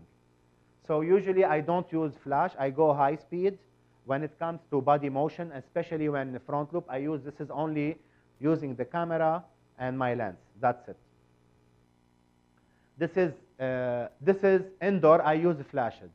So people think that he's diving, but actually he was backflipping and he ended up on me. Yeah, so it's hard to freeze, but this small motion doesn't make a big problem. It's not like very big, but I like it because you see a nice architecture, and it was like you don't know what's happening until you look at it very well. And then another sequence, because he does the parkour, so I'll ask him to do sequence and backflip in the mall. And then this in Algeria, and then this guy, we didn't ask him to pass, he was passing, but because I was super ready, and then I told him to stand, and then the guy was looking, and it's very famous there in this square. They come and drink, everyone drink tea there. And this, I did it in Ski Dubai. This is require a lot of equipment. There is special light to do like strobo. It's super expensive, and you cannot do it without it, actually. So it's a manual. I use a manual here. I make sure that he jumped from here. I did my manual things, and it's straight parallel to my camera, so nothing will change. And then the strobo does its work, and you see all the way down, all the move with lighting. Another example, if you shoot anything, don't make a busy things behind, because you will lose it. So you put so many things. So try as much as to make the background simple, so the object will pop up better, and the people will like it. Another example, super blurred background, because I use 2.8, and then you see the athlete. It's amazing position. He's again world champion is breakdancing. These pictures, okay, it's just a basketball field, but look how beautiful is the shot. Because if I have no option, I play better on my light and the angle and the nice position, and I can get shot. There is always I'm so unlucky. It's not always there is something amazing in the background. Sometimes there is nothing. And this was printed in Spain because he's Spanish writer. It was on the 6 can printed in all over Spain and was shot in Oman. Another one, okay, basketball. So what? We can do amazing pictures. So we don't need the background or silhouette. This is the money shot I'm talking about. One of the money shots. We talked before about money shot. This is a money shot. This is, I've been asked to shoot the Nike we're on Dubai. So I went, I pick up the building. I knew that there will be 15,000 to 20,000 runner or 30, I don't remember.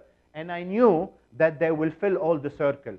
They didn't tell me go check here. I told them I want to go up because I saw it before that there is a boulevard, it's a circle. And then I waited for maybe for the last batch. So you see, so to fill all the circle.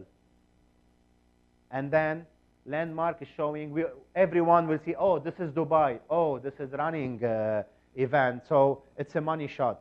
And it was, till now, they're still using it in the headquarters in Holland. Another one, okay, you are doing action photography, but you should know about landscape, about twilight, about all these things. Because we do everything. We don't do only action. So this event, it costs them a lot of money to build it. So if you come and you shoot only here, here, here, here, here, audience will not know how big was the event. Same goes for this one. If you stay down and you shot few people like perspective running, they will not understand where and what's happening. So I did down because they kept running for half an hour, 45 minutes. There is 30,000 people. So I did this one and I ran down and I did other shots. So here, it's 6 hours event. So I knew that it's gonna be a twilight and I knew that there is building here. The problem was here because I'm very passionate about my work. I went, they gave us permission to go on the rooftop, but the rooftop will be super high. I will miss the Burj. So I said, no, we need to be on the balcony. They said, we cannot ask the resident to go on the balcony. So I stayed 3 hours on the door on the building, everyone entering. Which floor? Which side? Because there is this side and this side. Until I found the lucky one. He told me, yes, you can come to my balcony. It was a family. And I went to the balcony because I knew that this picture, it will be used again in the headquarters, and it's still using till now as example for big events. Go for this one, Mudadala tennis tournament. Again, many photographers were focusing on Nadal. Okay, you have 5 pictures on Nadal. Actually, he's Nadal here. Okay, you have 5 good pictures on Nadal. Go check something else. You don't need 10. 5 is more than enough. Then tennis, there is like this, and there is like that, and there is like this, and that's it. Okay, yeah. So these 3, you have them perfectly. Okay, go do something else. And one of the things you do is like to think wide. Like the client has to see that, oh my God, it's a full house. And look, nice weather. Okay, tennis playing. So it's a money shot, you know what I mean? And then if you secure the action, go do this one and come back to the action. But make sure to have this one at the right time. We do it this way because this is the best time to balance the natural light and the artificial light, which is the twilight time. Golden opportunity. What I mean by golden opportunity, because of my action photography and taking the right moment, freezing the right action, I start doing advertising. But before talking about advertising, it's a Spanish ballet. And then they choose me by name to shoot them because they know how I can freeze the moment. So it's not only bikes and Formula One and parkour. There is so many action somewhere else. One of them is ballet. And then I've been covering this ADMAF, Abu Dhabi Music and Art Foundation Festival for 8 years. It's full of action, low light. And this is the result. You can, if you know how to freeze anything, you will have many other opportunities, not only in sport extreme. Another one, low light, but super freeze value. This is the 850, 2.8.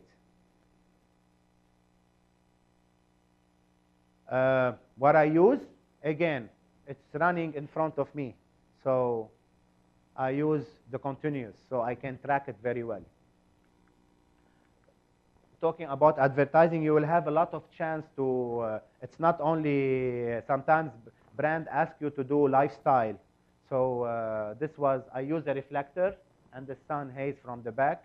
So, and then another thing, when you learn how to shoot a can or to shoot anything, this kind of thing, you apply it the same on big object. It's the same.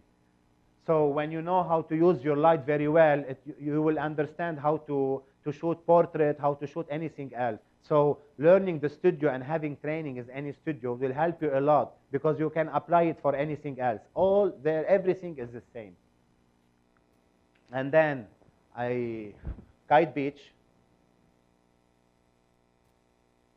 This is all advertising. This another one.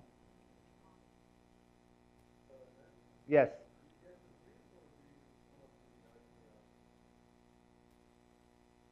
Sometimes I will show you. This one, there were no brief. I chose the location. I don't know, it was so hard for me to put all the picture together. I have 1,000 and 100,000 of picture, and maybe other picture you say, oh, more beautiful. It was a choice. I chose this one, but I have so many. And in this one, there is no brief. I have to, they want to promote the clothes, and actually, and in a nice mood, you know. So I went to, this was in Kite Beach, and then I did my research about what she does, and I saw her doing this move at home, and I found out if I put it in a nice, moody place. And then, honestly, to have the sun here, I didn't plan it. I saw it, and I did it. It's not, but to have it like here, yes, I planned it myself. There were no brief. And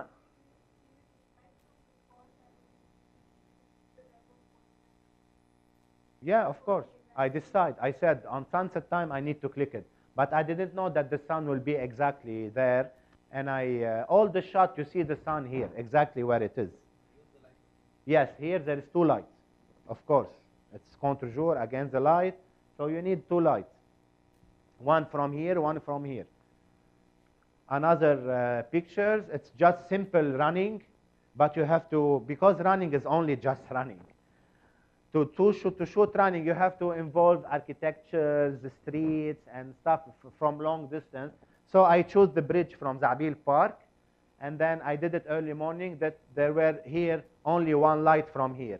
And the sun was going from here, and usually I push it a little bit on Photoshop to make it more now, because now the new trend is more haze. But you always have the sun. This shoot, this picture, this series, I'm going to show it very fast. This and this. This pictures won links in Dubai. First prize for best idea and execution and everything.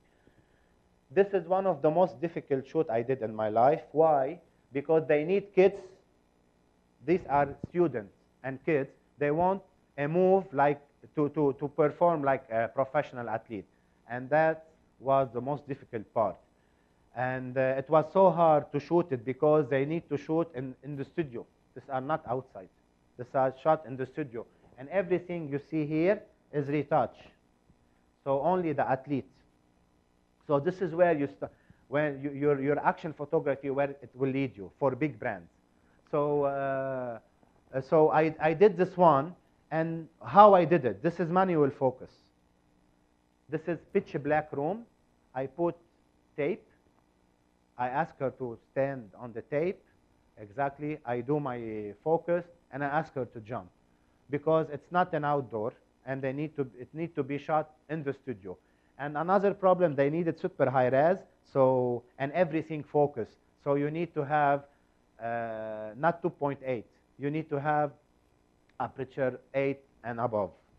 So it's a lot of technique. But the most difficult part is to deal and to make the kids do it. Like this one, he was super shy. And then I asked him to, I was communicating, I make him feel more comfortable, and he ended up shouting and give you a right. It was so hard to make things, to fake things, to fake things make it look like real. It's so hard. And then this one, again, from here till here has to be sharp, and this is where a lot of techniques, and you have to keep your aperture very high, and the speed and the light and everything. This is one of the most difficult things I did, actually. No, this is CGI. This is 3D. And then another, okay, the background. This is artificial grass. We bought it. Okay, this is where your work become like an addiction, like to start doing brands pictures, and you see your pictures going. So here they ask me, this is the background. Okay, we need to get a picture for him shooting the ball. So you start see the light directions and everything, the mood, the yellow, the warm, and you start building your pictures. Another things, telecommunication need action too. Everyone needs sometimes use athletes for advertising. Now it's very popular. So another opportunity. Another opportunity. This one too. This one too. The sky, of course, and this kind of in advertising you see a lot of Photoshop. So only was him and the basket reel, and then everything we added. Another pictures, only the ground and the basket and him, and we add the people behind. But this is the next level, because it's to get used for that. It's so difficult, because it's if you don't manage to do it, you will be so shy. It's so hard. You need to be really confident when it comes to start to do advertising. This another opportunity for I was shooting the wedding, promoting the wedding on the helipad. That was for Jumeirah Group. Another one. So this is the golden opportunity you get when they know that you can catch the right moment, and you know about sport, and you know about, like this one, there is nothing sport, but I was out of the helicopter, and they call it action. So another opportunity, and you all see it on the street. So because of my action, I had the chance to do campaigns for many campaigns for Ferrari World, because they need the action itself. Another one, and then you all know Ski Dubai. So this is fake. He was sitting on the box, but it looks like real, right? So, yeah, this is because I know I'm a good skier, and I know what looks nice in a ski, and then how I managed to do a nice picture. So I asked him to fit on the edge and hold his ski, and then we end up having a nice picture. And then, thank you.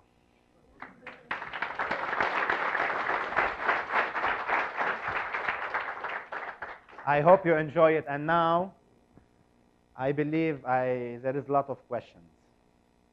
Yes? I was very clear, honestly. I gave you a lot of things. So let's see now. What is the basic tips you can give while shooting outdoor photography and the natural light?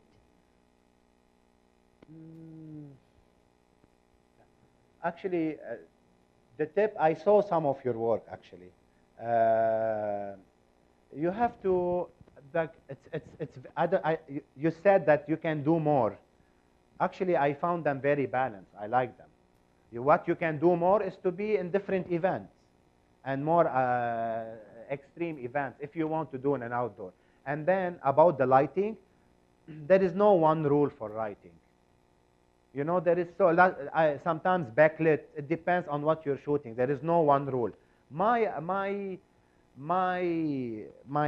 like I want to like, if you want really advice from me, just go out, keep shooting, keep asking, and do a test. Now it's much more easy for every one of you. It's a digital era. You put your memory card, you delete 1,000, and you shoot 1,000. When I learned it, there were no this. There were like, you click, you pay. It's a film, you know.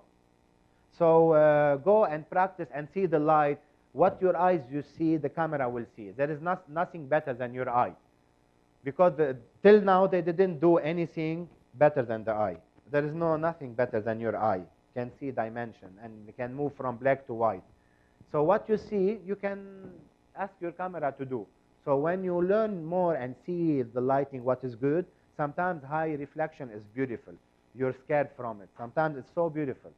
So I believe more practice and more practice your eye, you will learn.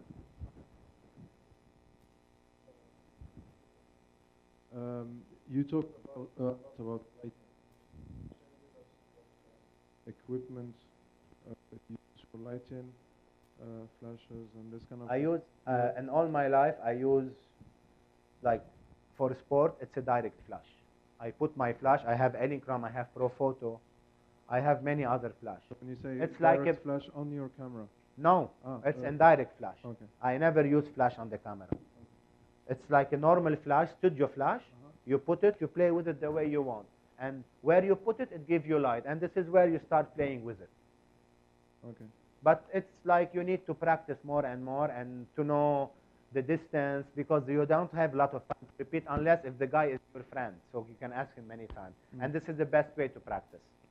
Okay, but in terms of equipment, would you, like an entry-level flash equipment? Yes. Sometimes You can there go. are some packages that they sell with like basic. Yeah, you can go. You don't need now to buy the high 1,200 watt. It's very expensive. You can start with 400, and it's not very. Now the Elinchrom has amazing flash. It's 400, and it's very portable, very light. You can go run everywhere. It's super light, and it can help you a lot. Check it. Yeah, I'll have a look. Thank you very much. Very insightful. Thank you. Amazing pictures. Thank you.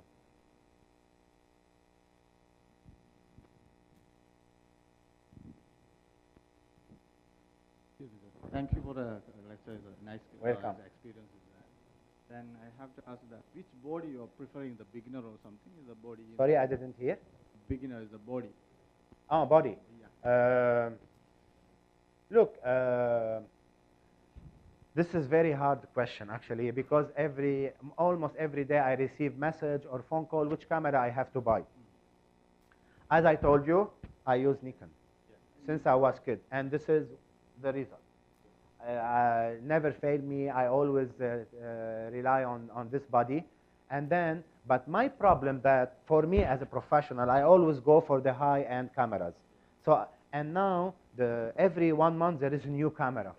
It's so hard to tell you what to buy, because if I will tell you now, maybe tomorrow they will release 4, and then you will go, he told me this one and this one is better. So it's super fast, but I believe any camera, any new camera, like any Nikon D650, D800, D850, the new one, and there is a lot of entry level D7050, and I'm not sure if I have the right numbers, because for me I go for D5 and D850.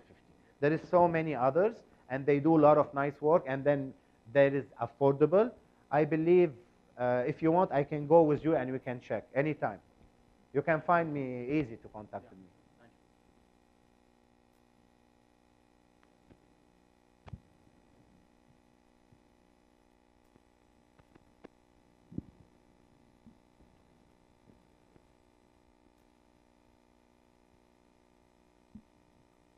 Thank you for an excellent program. 2 questions. Only one, you're allowed. For action photography, can you actually use a flash while it's happening? Yeah, sometimes I'm obliged. It happened many times. Yes, if there is no light and something happened in front of me, I have no choice. Sometimes there is no light that even 100 million ASA will not lit it. So I need to put flash, and it happened a million times. But won't that disturb the athlete? Yes, but but we are obliged. We will tell them before. It will disturb them, yes. Sometimes they will tell us no flash at all. But sometimes we at least 2-3 times, not like the whole event. And it happened many times. Last question.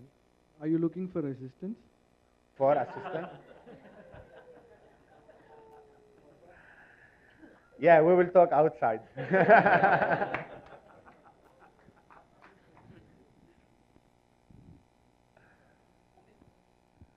I'm looking for an assistant 16 years old, so you will fit the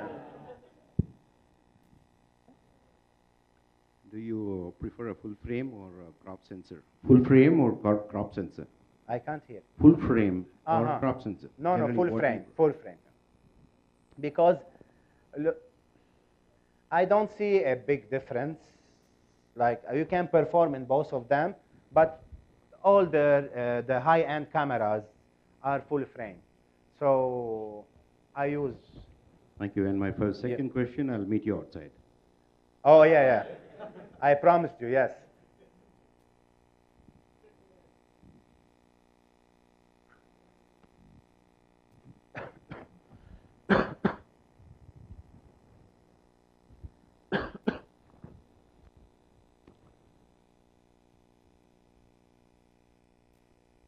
Sorry, just.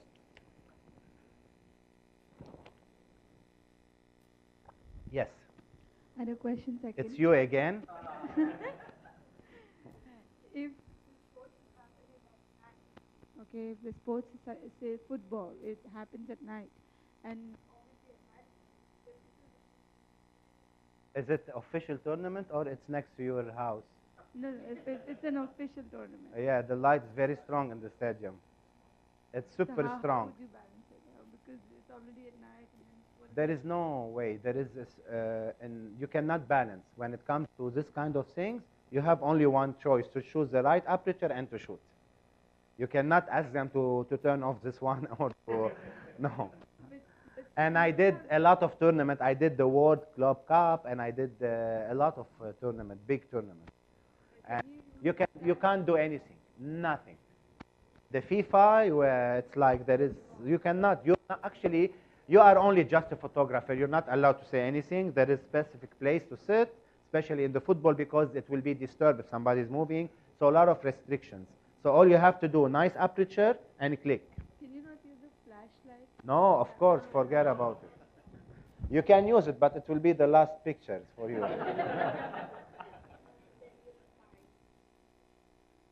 So adjust the light. You have to adjust your.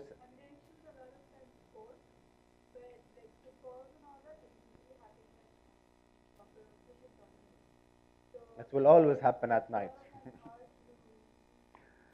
No, it's not hard. I told you what you have to do. There is amazing pictures behind after every event in football. All you have to do to get used to right aperture, right speed, and to click. You cannot do anything else.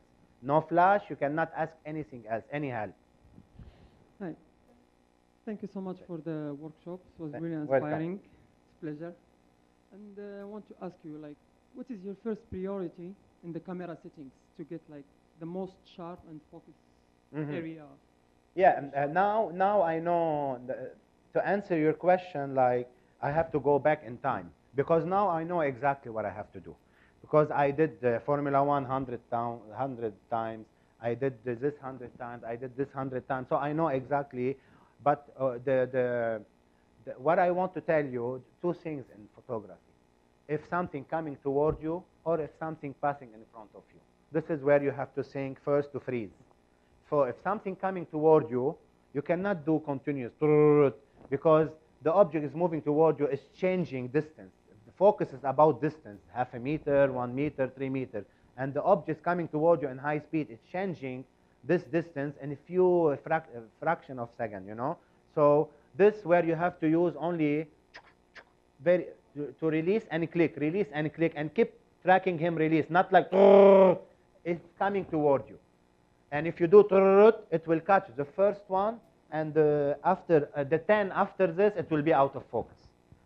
Okay, because it's much faster than the camera.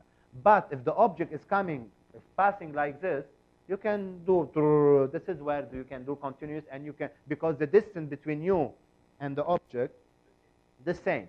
And I have another example for that. They asked me to do wakeboarding to shoot wakeboarder. It's so hard because go in this water and go up, turn, and it's like this. And the problem that the water that splash is coming, it's catching the camera focus, and the guy will be out of focus. So I have to find solution. So the solution was, I told him just go, don't jump, don't do anything, just be behind the boat. And he was behind the boat. I did manual focus. And what happened? All the picture I shot was super sharp. Why? Because the rope is 23 meters. If he go like this, it's a diameter, you know? It's 23 meters everywhere. So all the time he will be in focus. And I stopped thinking about the focus. So all I have, and all the pictures super sharp. You go, so you have to find, it's not all the time, you know? Each sport has a way to... And then the aperture, you always like close it. Look, so to get like more range. there is no one aperture. Usually I put 5.6. If it was a little bit dumb, I go down. Because it's not about the depth, unless if you're doing any advertising. But in sport, you don't need to go 8 and 9. It doesn't make any sense. But for, you know, there is, when I start learning photography, there is like a relation between the aperture and the speed. This relation, sometimes the aperture go out, sometimes the speed down, and sometimes the opposite. So once you start learning this combination, this relation between the aperture and the speed, you start playing with it. Like we said before, the airplane propellers. So because it's daytime, how can I make the 1.6? It will be, I go to 11 aperture. I balance it to keep the light very good. So I go up with the aperture, I make the speed 160 to manage to get that speed. Because if I put it 5.6, 160, it will be burned, the picture. So that's the relation. And you can use it for many other things. And so you always should be like yes, fast in yes, changing it depends, up and up. It aperture depends. and Yeah. speed, like Yeah. You do your homework. What you're shooting and what is best. Some sport doesn't need to go higher. low shutter speed. You know, or some sport, yes. It depends. And on the flash, you said that you don't go always above like 200 of a second. Yeah, because you cannot. It's not a choice. It's not. No. All right. This is what I said. It's recently released. All right. This is a few months ago only. But if I want to talk about it, it's super complicated, this one. This is advanced. So if I want to teach you, I need more hours, and I need to... Thank so you so I much. think it's recently added. It's only the first flash now in the market. This is not the second, it's first generation of high speed. There is not second, and just released. Yes, of course I know about it, no worry. Thank you so much.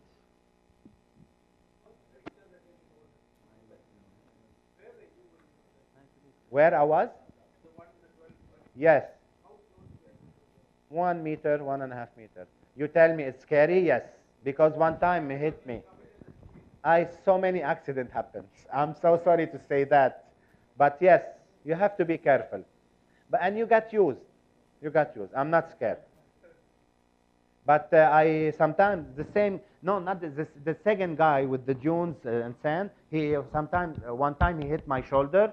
Actually, I barely felt it, but he flew 3 meters.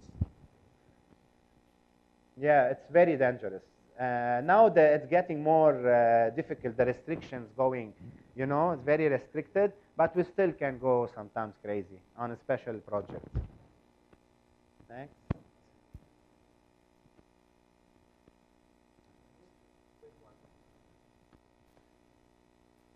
Finish. You said quick.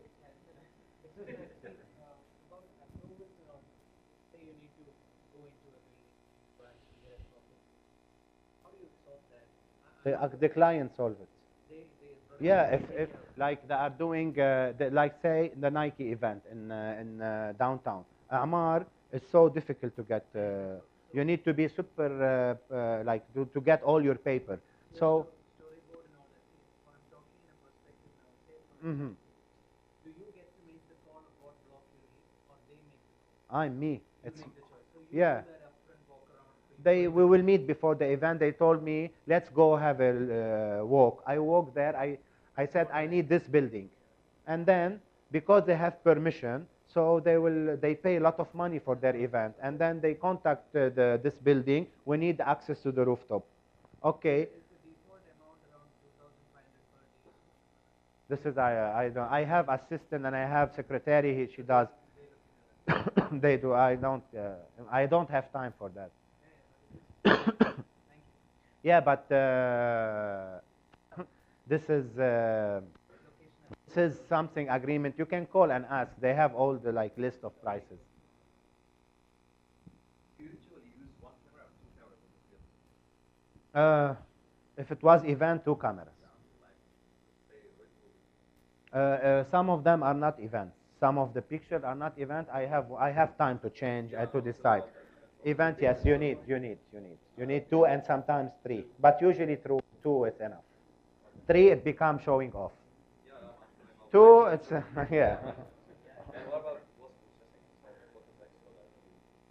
post-processing? From the normal action one or advertising? Oh, I do. Yes, it's all of them through agencies and retoucher, and sometimes retoucher from India, from Prague, Czech Republic. So this is not yeah. I'm not that advanced, and I know a lot of Photoshop, but this is 3D and CGI. It's so advanced. You need to study it, and it's hard.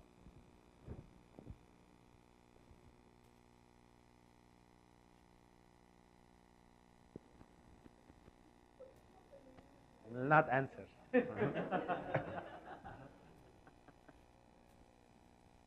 I use both. The Lightroom and Photoshop, you're asking. For a quick delivery, Lightroom. That was they made, right? Lightroom. You can deliver, you can batch, synchronize, pop, send. And Photoshop, I use it for advanced, if I need to delete and to do more advanced things. Actually, I use more Photoshop. It's the same family, but I use more because I'm used on Photoshop. But I have Lightroom, and many times I use it too. Thank you, Naim. It was really the most informative, the most engaging lecture we did in this place. Thank you so much. Thank you so much. Don't forget to collect your certificate, but we need a group picture with Naim, if you allow. Yalla.